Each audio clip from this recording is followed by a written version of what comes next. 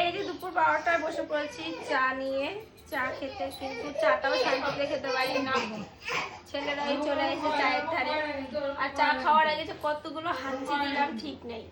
মানে এই যে ধুলোর দিন আসছে, আমার আবার হালকা পাতলা ধুলোতে একটু ওই হাঁচি হয়, তো বেশি একটা কিছু হয় না। আর মাঝে মাঝে যদি হাতে টাতে লাগে ধুলো তাহলে একটু চুলকায়, ব্যাস।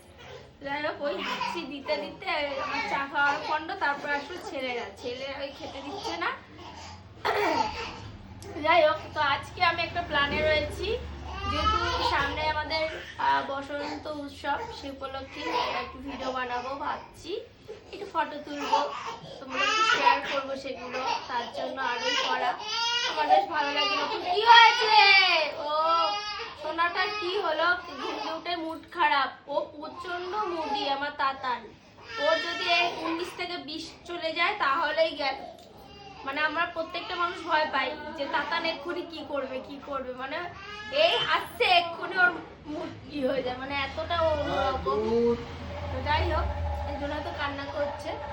আমি চাটা খেয়ে যাবো রান্নাঘরে রান্না করতে, চিকেন রান্না করব, আর হলো গিয়ে শাক রান্না করবো। বেশি কিছু করবো না। আমার এই পদ হলেই হয়ে যায়।